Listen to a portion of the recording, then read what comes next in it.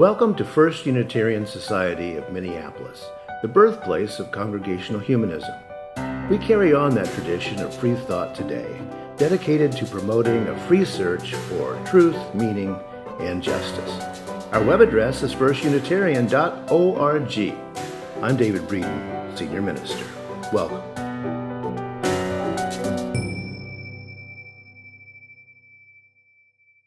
Today we're going to do things a little bit differently than we usually do, in that our talk is going to be divided among us. And we have a 2-minute timer that we're going to be using for answers, just so, we want to be out of here sometime today. So no, we'll keep it managed. I promise. And we will be using some slides. We have 3 different questions that we're going to be asking, and we have a couple of illustrations as well. One being a very young Martin Luther King that I think Kelli's going to talk about. The photo that you're going to see is right after the victory at the bus boycott, which was his first victory and really brought him to national prominence. And a very young guy. But you may or may not know that his first ministry was 2 blocks from the Alabama state capitol. So he was very much immediately thrown into a leadership position in Montgomery, Alabama. So, shall we go to the first question, which I think Rev J is going to ask? Yeah, I think one of the first questions I would love to ask y'all as we get ready to get started here is, what is urgent, and what does fierce mean to you? Yeah. Well, some of you know, do we have the 2-minute timer, or just going to watch me here? We got the 2 minutes. You're starting. Oh, no. Well, many of you do know that I grew up in the South. I was living in Louisiana when Martin Luther King began working against Jim Crow. So for me, anyway, this has been a long-term engagement with civil rights as being a poor white kid watching all these years. Now, the thing that, in terms of fierce urgency, it shouldn't be that we're going into the third generation people since Martin Luther King's message to us. That's too long. And I, for one, am fed up with racism as being kind of the basis for American thought. It's time for that to stop. That's my fierce urgency. Well, you have a whole minute and 14 seconds left to go, and so you've left me plenty of extra time. Come on. You've ceded your time to me. Thank you for that question, and I think that phrase, the fierce urgency of now, feels especially resonant to us in this moment when everything seems to be going to hell in a handbasket. And so there's a lot of urgency and a lot of fierceness right now. And everything feels like it's on fire. And so how do we get a hold of that? You all did not fix that while I was gone. Oh, darn! Yeah. That's okay. We'll keep working. I think what feels urgent feels counterintuitive a little bit to me. And it is urgent that we listen and soften and practice humility in the face of the dramatic changes that are happening in our world. We are in a liminal time between how we have known the world to be and living in this apocalyptic time of what is coming. And so my impulse is to, oh my God, I've got to do something right now. And actually what serves me better is to soften, to quiet, to listen, to the voices of people who have a different kind of experience, who are calling me to something different, who are not saying, Kelli, what's the answer?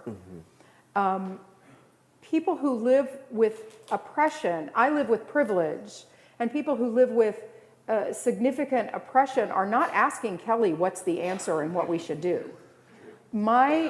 The fierce urgency for me is to listen to what other people are calling me to do. And what they're calling me to do is get a handle on white supremacy culture, on thinking that I know all the things, on feeling, I think actually urgency is a quality of white supremacy culture in the way that we practice it. And so humility and listening and softening is actually, I think, one of the things that's urgently needed from people who look like I do. That's my thing. Oh, time. Thank you. Yeah, I think, and I just want us to also notice like the charge and the tone in which, our two ministers operate, right? David gives us this charge to put forth, to have us think, and so we are charged to do something. And Kelli is bringing us as social justice. Social justice is so alive a lot of times. When we think of activism, it's normally out. And to have your response be about this idea of listening and softening is so different than how we think of how activism actually takes place. But it actually works in the listening, right? And so there's these two dynamics. And sometimes we have to, in ourselves, we have to compartmentalize to say, how am I best equipped? Am I the one that is ready to go out, or do I need to reserve and go in? So I know, David, I thought you had a question or something too. I do have a question, brewing. and my question is, where do we start? Well, Take it away, Kelli.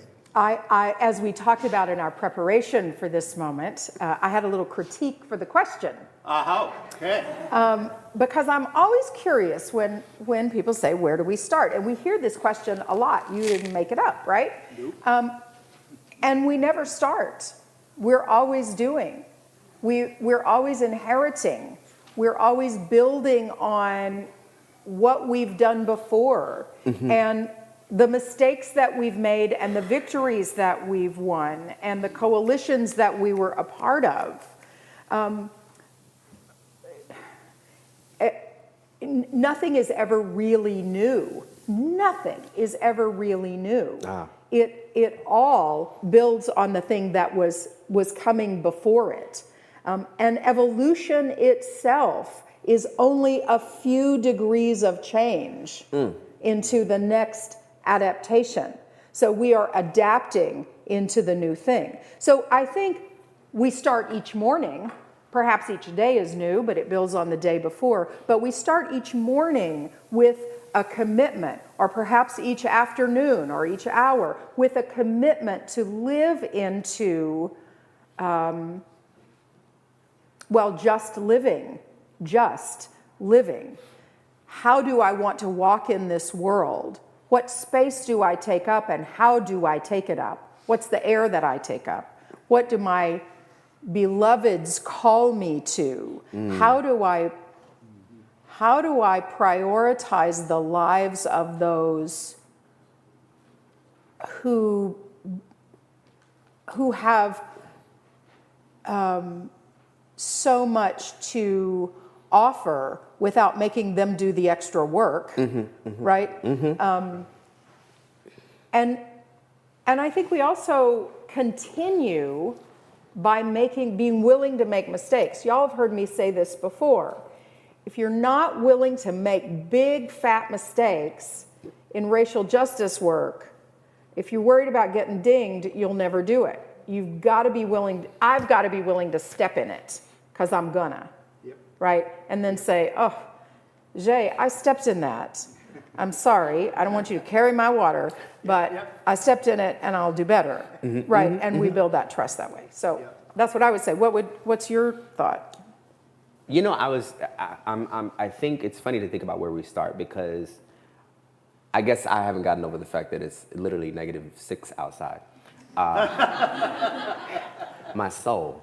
But why do I bring that up? I bring that up because -6, In the way that we understand time or things that are linear, we immediately go, well, -6 is on the other side of the origin point, which is 0. Yeah. Yeah. So if I have a deficit, and because my ancestors struggled for 400 years, and there's a negative in the account of my own being, starting, whether it is -200, -100, I could get as many degrees as I want, and I still haven't reached the origin. Right? The starting point for me is it really is the moment in which I have to not necessarily look at my negatives, but I really have to look at the way that I weather the negative. Weather. Yep. Okay. Right? David was making a comment this morning. He has his satirical moments, and he was talking about there's no such thing as bad weather. There's just a thing of, what was it? Insufficient clothing. Insufficient clothing. Now, I'm a firm believer in not being cute and cold. Cute and cold doesn't work, my grandmother would say. And so it is important to realize within my own human capacity and my own boundaries, and not allowing for all the conditioning that I see, how I weather myself is based off of how equipped I decide to be. So I ask us today, when we look at ourselves as a congregation, look at how we are equipped. Who do I have that can cover me? Who do I have that can bring me in? Who do I have that can be in solidarity, right? Not just my knowing by myself, but my research is a collection of not only a me search, but a we search. Come on. Right? And that's important, because if we search it, That's it. right? It's not just my experience alone. It's our experience together. I know I'm at time. I won't. A great theologian, African-American theologian, Pam Lightsey, says, if you stick a knife 6 inches into my back and pull it out 3, that's not positive. Right. There you go. Yeah. I want to just say that I'm looking at the chat as we're going, and if it's okay, I'll say that Yvette, I see you, Yvette, says we start by acknowledging the privilege that this primarily white congregation has, and we call it out. I think privilege can be used as leverage. It doesn't have to be. I'm in the no shame game, as I've said before, and we don't have to be ashamed of privilege, but we should use it for good. How do we use it? That's the big question about privilege. How do you use it, right? How do you use your intellectual rigor? You could use that for good or ill. How do you use your exquisite talent? You could use it for good or ill. Any one of us, we can use our talents or our privileges for good or ill, or just kind of be neutral about it. Oh, I just go on about it. But when we use it as leverage for good, and I think that is what we do. I think our social justice program does that. I think we'll do that in gathering people for our water conversation today, which is inherently connected to anti-racism, because we are trying to protect Minnesota waters for all the people. And as we know, climate injustice falls most impactfully on people who have economic insecurity, right? And so all of the different justice issues can be viewed through the lens of oppression, anti-racism and anti-oppression. So, is it my turn for a question? It's your turn. Okay. Ooh, I love these new microphones. We've got these fancy new microphones. They're so nice. I've been doing in my absence. I have been doing some leadership courses, and one of the leaders that I've studied is Howard Thurman, an American theologian, and he was known as Dr. King's soft place to land. And there was a moment in King's leadership and ministry that I want to lift up. And we have this photo, I think, of King that happened. This photo was taken, a joyful moment. Sorry, folks, I got you out of turn back there. About 3 slides. There we go. Yeah. I love this joyful moment shortly after the Montgomery boycott. And King had then written a book, and he'd gone to Harlem for a book signing. And he was at Bloomstein's department store in Harlem for a book signing. And a woman who had a profound mental illness came up to the book signing and stabbed him with a letter opener. Speaking of stabbing, stabbed him with a letter opener. Mm-hmm. And it was very, very close to his aorta. And King spoke about this moment in his last speech right before he died, and said if he had sneezed, he would have died. That's what the doctors told him. If he had sneezed, he would have died. And he made that speech about, I'm so glad I didn't sneeze. Mm-hmm, mm-hmm. Anyway, he's recuperating at a hospital in Harlem. And he's recuperating well, and he's ready to get back onto the civil rights trail and do his work. And Howard Thurman comes to him and says, don't go back out yet. Don't go back out right into your work yet. Take some extra time. Mm-hmm. And this was the only time in King's leadership and ministry that he took a sabbatical, so to say. He didn't write, he didn't speak, he went inward. And Thurman invited him to ask, who are you now and who are you called to be? Mm. And that was an important turning point in King's ministry and leadership.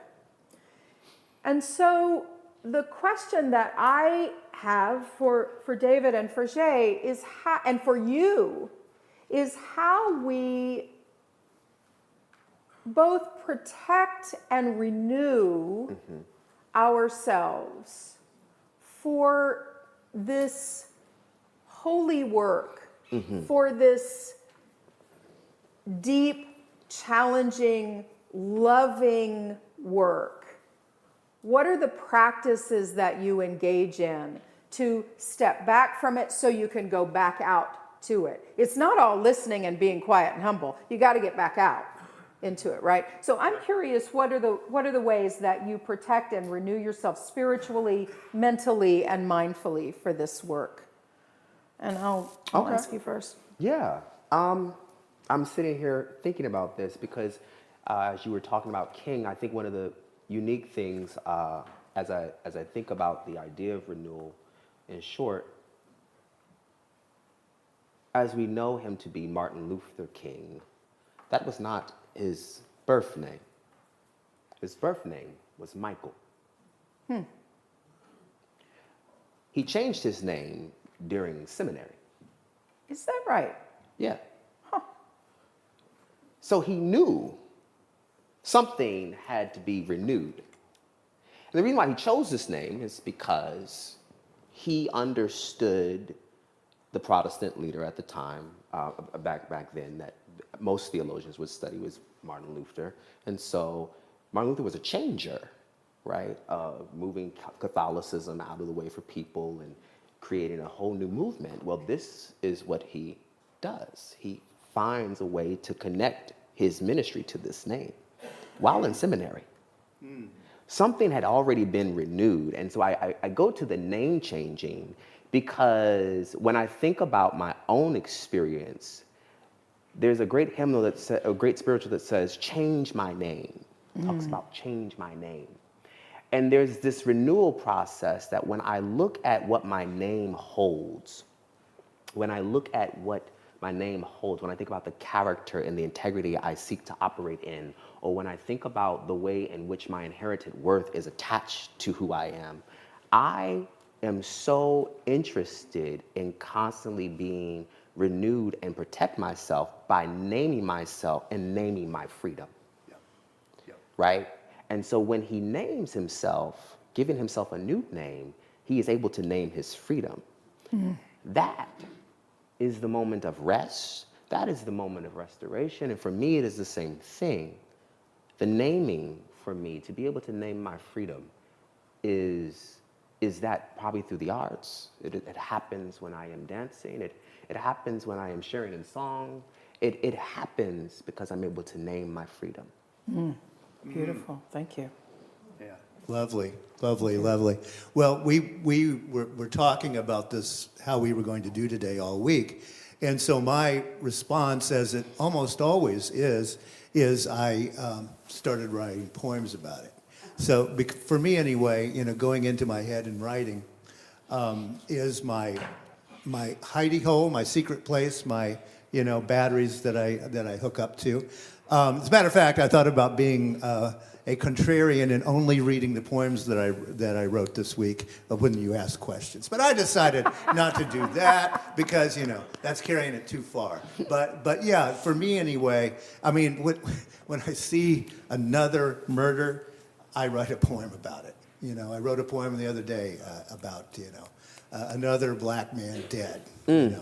Because that's not news, and that's the problem. Right? It's not news, and that's a problem, and we have to keep ourselves alive in some way, spiritually and mentally, to walk out the door again. Because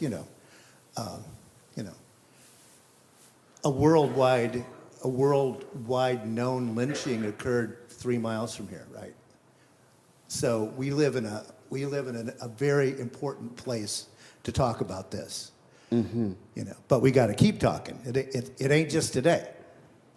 Now I know I'm getting the slides out of order, but I do want to flip over to the little one that I added in about Jay here, because I want to mention this as a way of grounding us to what we're doing today. Last year I was at the Martin Luther King celebration on Monday in Atlanta, Georgia. And that was quite a thing. And of course, I was listening to one of King's daughters talking. And she kept saying, the real king. We got to go back to the real king. Now, here's the reason I say that with this is this. Among us here today, we have a Martin Luther King College of Ministers and Laity inductee in Jay. Now, I don't know about you, but for me, that's about the highest honor on earth, is to be named into the fellowship of Martin Luther King. And it's because Jay is carrying the real king, not the white liberal one that didn't upset things. Come on. Right? And whenever you want to think about what do we need to do now, I invite us to go ask Jay, not Martin Luther King, who died in 1968, because it's different problems. Now, had he lived, he would have been dealing with some serious problems here. As we know, he got unpopular as soon as he started condemning the Vietnam War. You probably know that he had a less than 30% approval rating, even among African Americans when he was shot. That's right. That's important to remember. All right. I remember so well. Oh, yeah. No. Go. I was just going to say also, it's really important for us to not try to separate King from his Christianity. That's true. We can often be anti-Christian and anti-theist, but we dare not separate King from his Christianity. Yes. It was the center of who he was. Yeah. And so that's a good caution for me. He was two things that we forget about easily. Christian, Black Baptist Christian, which is a very specific thing. And he was also supported by the unions in the U.S., and we forget about that. In our Trump era, when we talk about poor whites and all of that, we forget that when he was alive, he was being supported by poor working class Americans.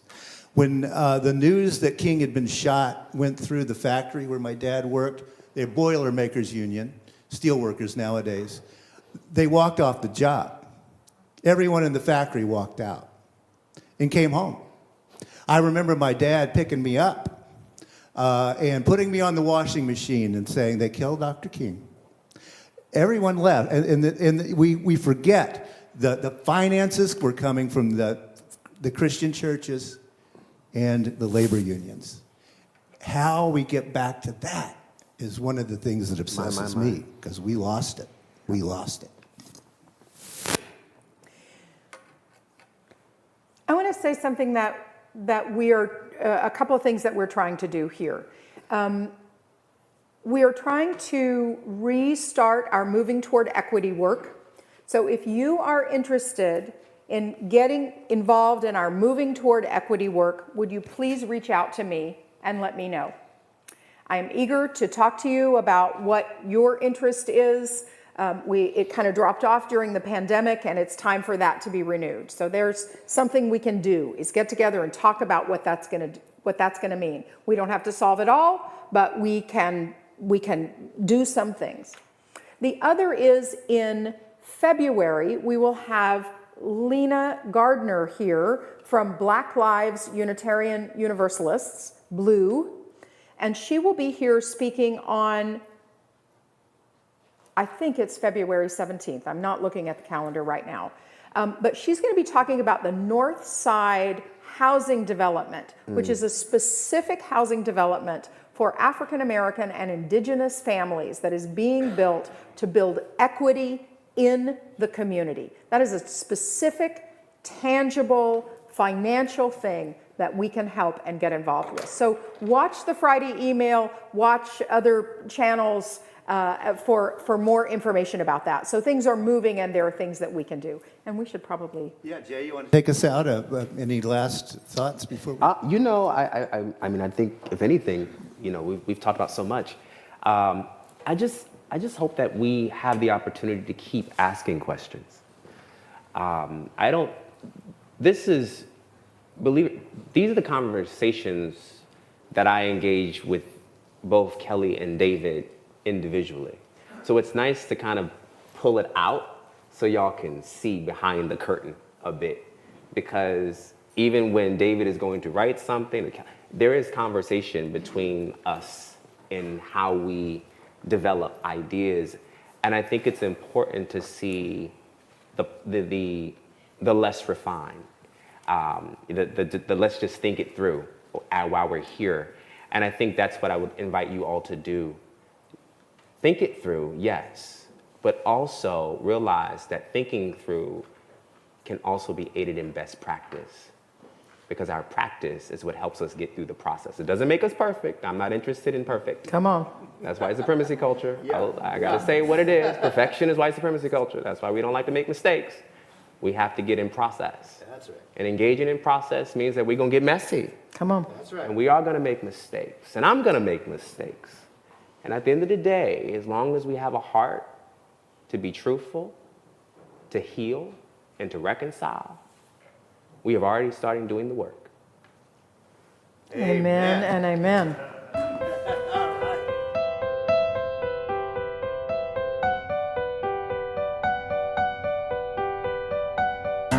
Thanks for listening.